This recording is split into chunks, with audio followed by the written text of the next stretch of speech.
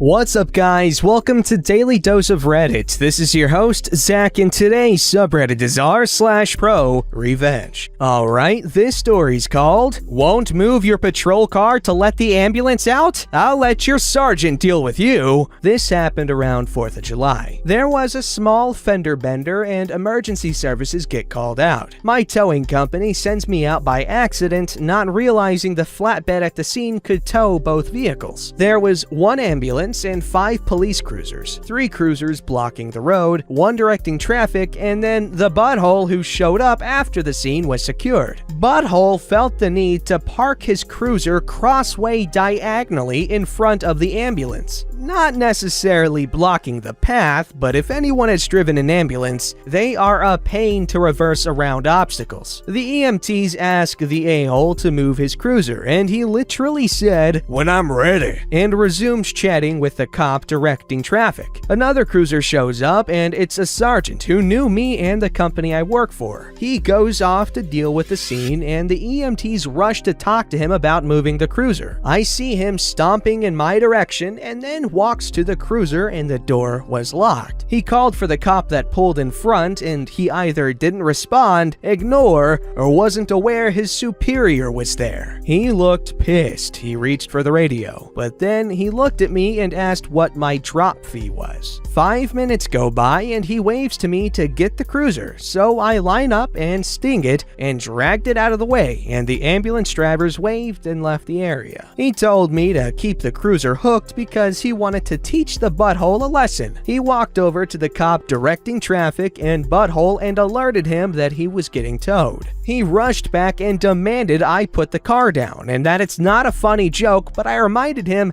that all tows are fair in the county if the car is illegally parked. He looked at the sergeant, and the sergeant reminded him that the ordinance extends to emergency vehicles. Had to look this up, it's not. He tried to negotiate it to 40, but my drop fee is 100. He hesitates, but he pulls 520s from his wallet, and I put his cruiser down. He got in the cruiser, and he didn't look too happy as he pulled away. The sergeant busts out laughing and said that kid needed that. He told me he's only been on the force less than a few weeks, and that he was acting like he ran the place as if he was the sergeant. We shook hands, talked about work and Hot Wheels, and I went off $100 richer. Hey, nice, you got a dummy cop to pay $100 to get his car back. What a dummy. Alright, this story's called, "She Kept Stealing My Washing Powder, so I Gave Her Dye." I don't mind when my roommates borrow stuff. We've all been there. All I ask is that they replace what they take. You drink my milk? Just buy me new milk. It's as simple as that. Unfortunately, my roommate doesn't seem to get this. She keeps taking my stuff, and when I ask her to please replace everything she takes, she'll buy one new thing and forget to do it the next time despite having more money than me. I finally snapped when I wanted to wash my clothes,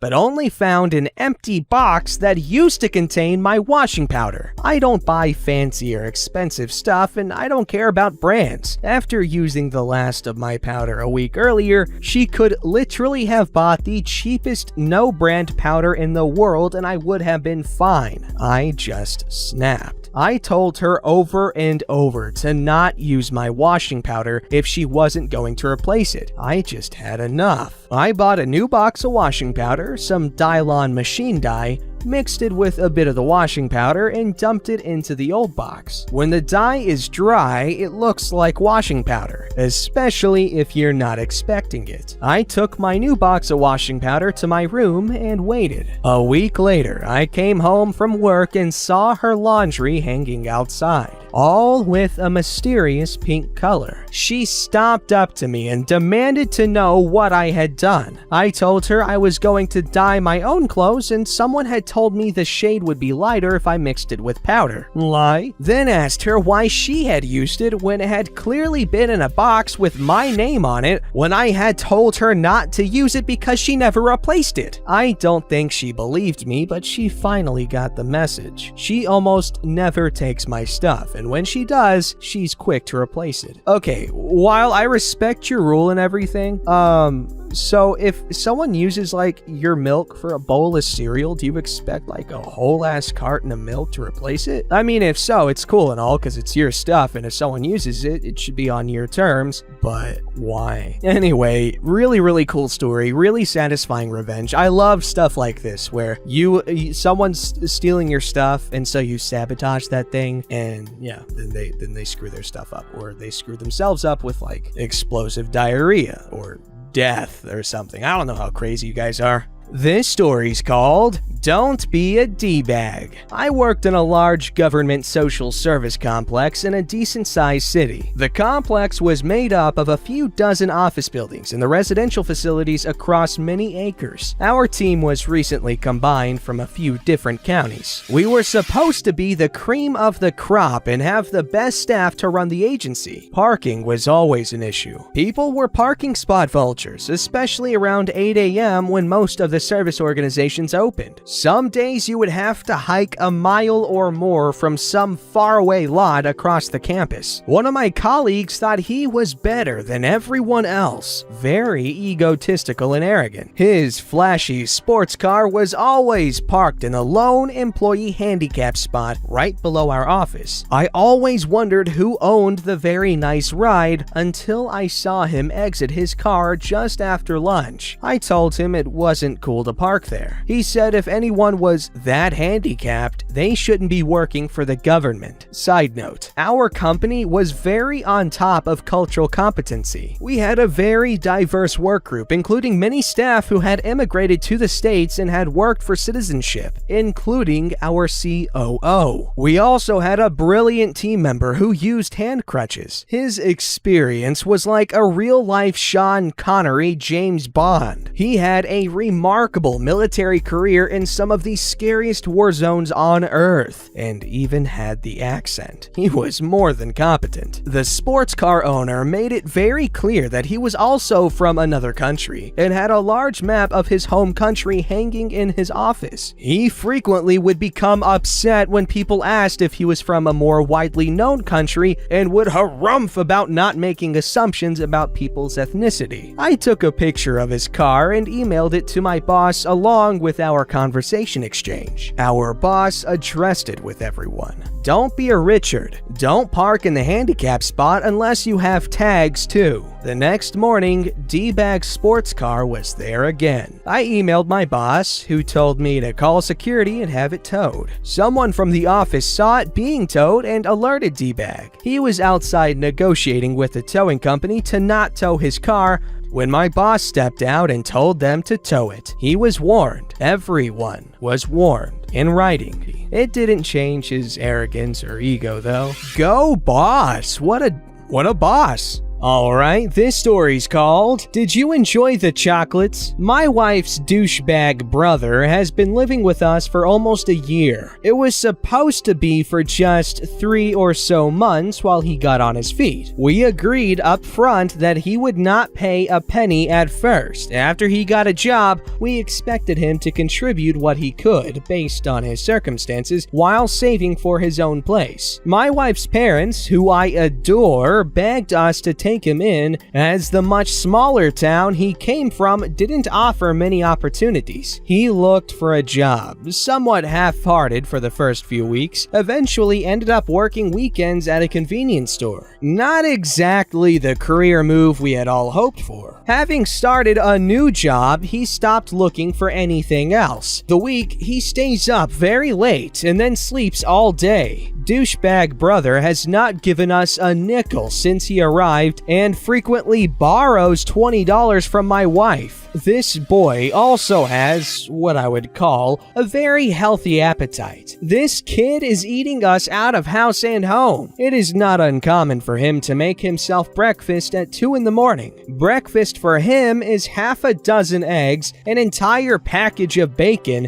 and half a loaf of bread. We get up in the morning often to find the kitchen destroyed with all of the cooking utensils and his dirty plate left out. The most frustrating part is any kind kind of treat that is brought into the house is immediately consumed by this guy. On grocery day, if you buy a bag of chips, that night he will eat the whole thing. He once ate a box of 50 Halloween-sized chocolate bars in 2 days. We started keeping some grocery foodstuffs in our bedroom just so they last more than 24 hours. My wife enjoys, in moderation, an occasional treat of peanut butter cups. It is one of her guilty pleasures. I actually made it part of our wedding vows where I committed to ensuring there will always be peanut butter cups in the house. This is proving to be extremely difficult with our current house guest. I try to keep a cookie jar in the kitchen full of them, but will frequently find it completely empty. After being caught without peanut butter cups by my wife several times due to douchebag brother eating the entire stash the day I brought it home, I plotted some petty revenge. I had found a brand of peanut butter cups that are made with an artificial sweetener, with a name that I can't pronounce, that is not recognized by your stomach. It makes the item sweet when it's in your mouth, but then it passes through your body unprocessed. The sweetener, however, accumulates in your bowels and functions like a weapons-grade laxative. The cookie jar was empty for several days when I filled it right to the top with the special weaponized peanut butter cups. I made sure douchebag brother was aware I filled it up. When I got up the following morning, the jar was completely empty. He had eaten all 24 of them. When he was leaving the house to catch the bus to work, I noted with some satisfaction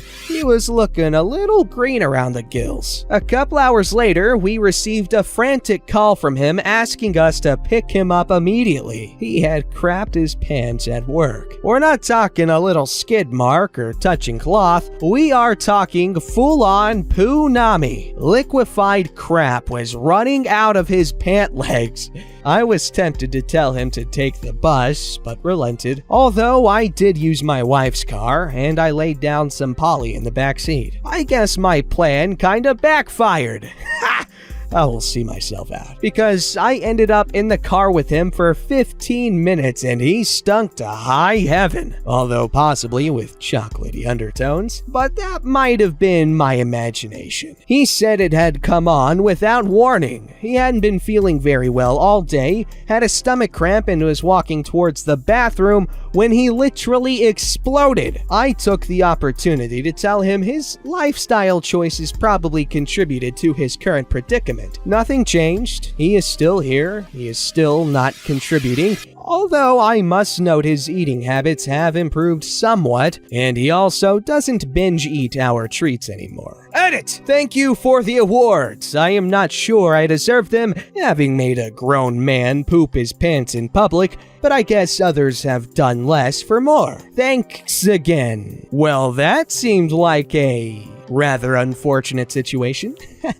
You thought I was gonna say poopy, but I didn't. And that is comedy. Alright, this story is called May Paycheck is Where? Let me start by saying this was long before cell phones became de rigueur. Think home phones and payphones. My parents insisted I be a responsible teen, meaning I should pay my own car insurance and earn my spending cash. Thanks, Mom and Dad. Honestly, thanks. I learned a good deal about responsibility from this simple exercise. So I got a job flipping burgers for a regional chain. The work was hellish with dirty long hours. This was my senior year and I stuck with it as I moved on to college. They even deemed me worthy of a shift manager title, but I vehemently refused to become salaried because I feared they'd make me work 60 hours a week. They'd call my house on days off asking me to come in. They'd call before I was scheduled to work asking me to come in early. I was already working almost 50 hours a week and my class attendance, homework, and social life were suffering. I had no luck finding any unskilled work that wasn't worse. Think doing landscaping in 100+ temperatures all day. My parents issued an ultimatum, and I cracked. I decided I'd join the military to escape.